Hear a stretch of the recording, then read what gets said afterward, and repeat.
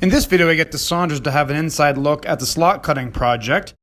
I tour Eugenia Falls with MPP Bill Walker, and I spend a day at the International Control Dam. As I touched on in my July post, the concrete at Saunders experiences alkali aggregate reaction, which causes the concrete to expand over time. This can cause the throat ring to become elliptical and come into contact with the runner blades. The slot cutting project will relieve the concrete stresses, resulting in improved throat ring circularity.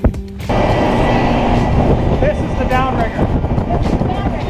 So how far down do we go again? Like in meters or feet or? The cut itself is about 65 feet by about 65 feet. So Jen, what's the most significant safety issue with this job? Well, I would say it's wire.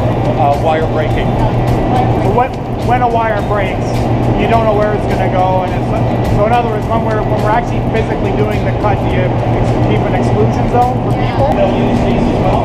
These will go along here as well. Okay.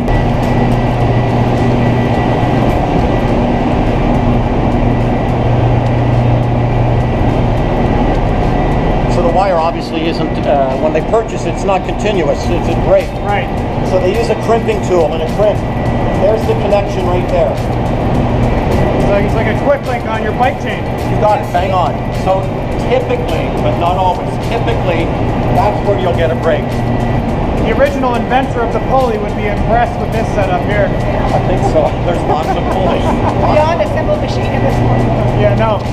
This is where all the slurry collects in here. So normally this would discharge out to the river as long as it doesn't have any oil in it. So while we're doing the cutting operation, the discharge is obviously isolated, and then we pump it into here. Into this tote, and from this tote, these red lines, all the way along the powerhouse. Half a K down that way. The hatches to the erection bay.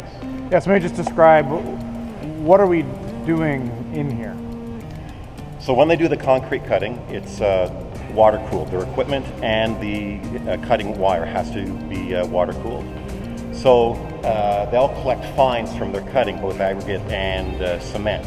They get a sludge. It would be like a pea soup consistency. Right. You're trying to concentrate all the solids, get rid of the liquids, so, and then get rid of the solids. That's right. So they themselves thought of this mechanical separation unit. Right. And what it does, it concentrates it even more. So I was saying pea soup consistency. Now we're sort of consistency of plasticine. Yeah, I don't think I'd eat that if it was pea soup. No, I wouldn't either.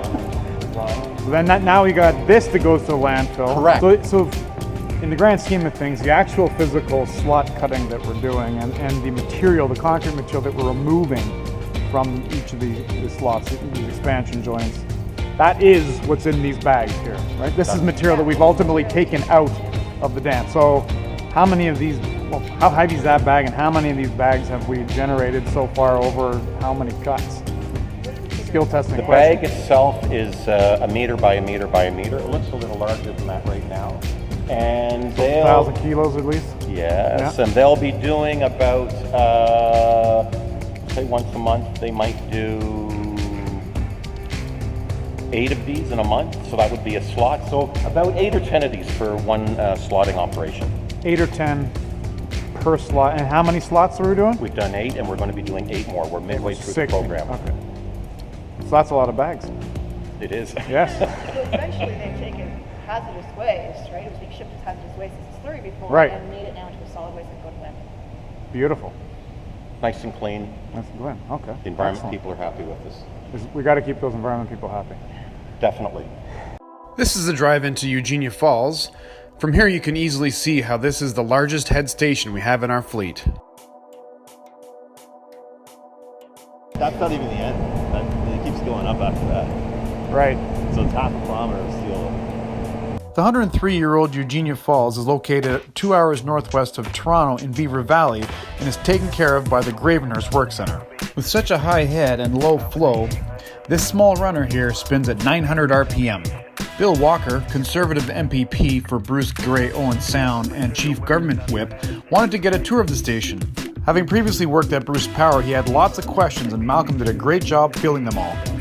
Next I get to ICD, where I get a chance to meet up with the staff there and tour the dam and see some of the recent projects that have gone on. So we took this all out, but as we opened these up, Chris, you can imagine we just figured we'd saw cut, remove the old, put in the new.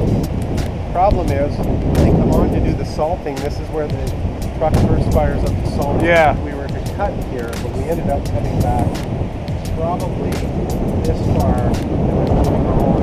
So they've just been eaten up by salt over the years. Over the years, yeah.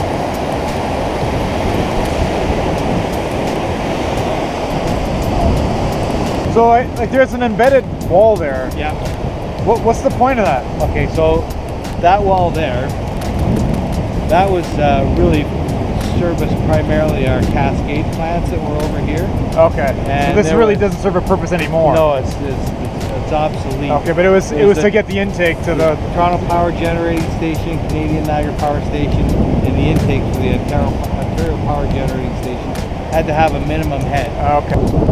So the island here that I guess at the end of this structure is, what's the name of that island? Power Island. Power Island. Yeah. Well, that's unique. When was this control dam made? This control dam was made in the early 50s. It was all, it's actually 1950 was the treaty between US and Canada for the allocation of water on the Niagara River, the 1950 treaty. Jim and his skilled team here manage a number of challenging objectives, including regulatory compliance on falls flow and elevation, water dispatching between Canada and the US, flow forecasting, and ice management. It's a tough job, and they're up for the task. Big or small, short or tall, we know how to operate and maintain it.